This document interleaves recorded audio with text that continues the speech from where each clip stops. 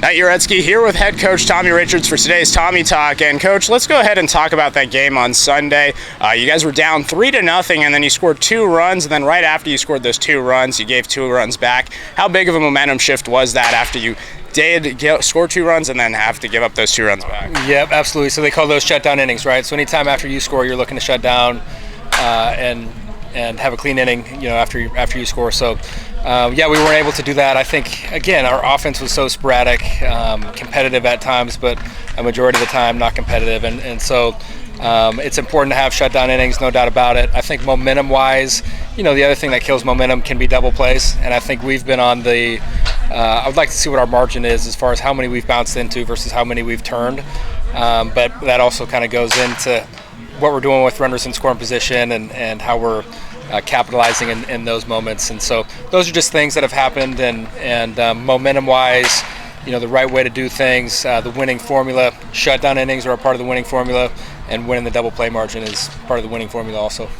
You talked about the offense being a little bit sporadic. How can you try to improve the offense to make it more consistent? The only thing that I know to do, dude, is to stay positive and to get the guys out here in early work. And I've been really proud of the guys, dude. The guys are out here, like, pitchers are here at 2. They get to throw in at 2 so that they don't have to do it during batting practice. 2:30, we have the position players out here. Today it was an hour of off the machine.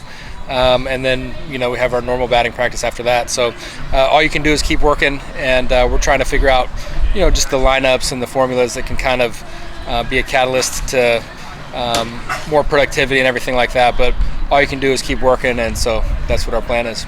As we move forward to today against the Corvallis Knights, you're going up against one of your players at Bushnell and one of your former assistant coaches. What does this mean to you as a head coach now, going up against these people that you've worked with over this year at Bushnell?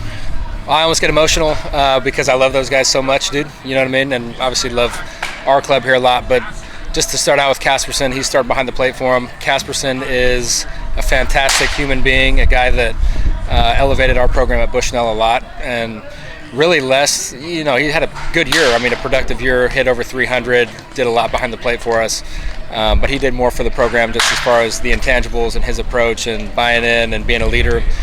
So he's a hell of a kid. Uni is a guy that I've learned so much from.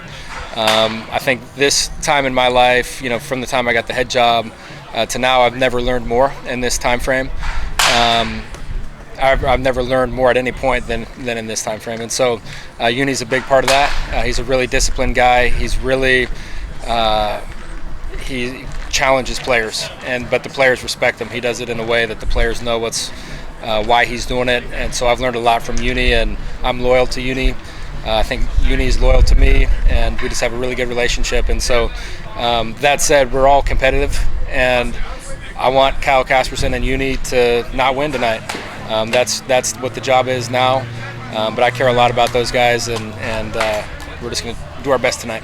Do you wish Kasperson was on the Drifters, or are you happy he's having this opportunity with the Knights? I'm really happy that he's having the opportunity with the Knights, just the opportunity to stay around Uni and be a part of a really good organization over there. They run it really well. They're kind of the class of the league. They do it the right way, and so I'm excited for Kasperson to see that and be a part of that for sure. Tonight, Nate Stevens is getting the start, and he's going to be in the cleanup position.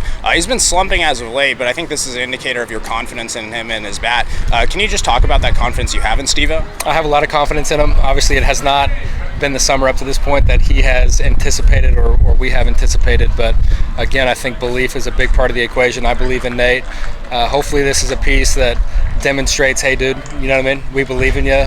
But it's also, I think, a challenge for Nate too. Like, this club probably operates a little bit better with you being in the 4-hole, doing things that we believe you can do.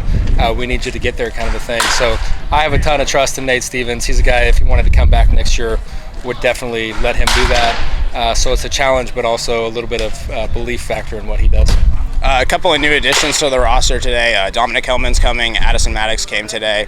What can you tell me about these type of players? Yeah, no, really excited about them. They're going to be Division I athletes, and they're deserving of that. Dom has a crazy skill set. I don't know if you watch BP, but there's so much juice in the barrel, it's ridiculous. And so we're excited to get Dom.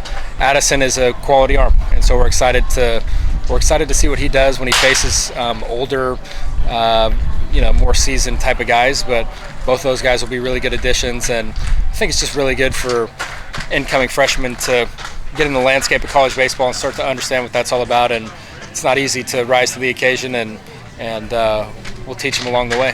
Corvallis, they've won WCL championships. They've been the best of the best for a long time. We're a new program here with the Drifters. Do you feel like you're an underdog right now? Maybe. I mean, yeah. I mean, I'm sure some people would say that. I think for me,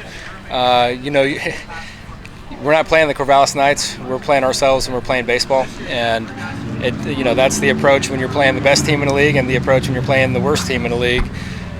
So I have a lot of respect for Brooke and Uni and Bo and Coach Nags. It's really good coaches, and they've done it for a really long time. Even Dan Siegel and Bree Miller. I mean, they're really good at what they do. But when the lights come on and you get in the arena, you're playing yourself in the game, and so we're excited about that opportunity. Lastly, you're going up against the top team in the WCL right now. Do you feel like the team is going to be a little bit more aggressive going up against the top opponent? Hopefully, yeah. No, I mean, there's no such thing as step up. If you're the guy that has to step up to play in a big game, then I don't think you're disciplined, because you should be doing that all the time. But we'll see how the guys do tonight. I'm excited. I think that Bend is a pretty good club too, and we've played Bend pretty well. Obviously, 3-3, you want to win the series, but we were 3-3 against them.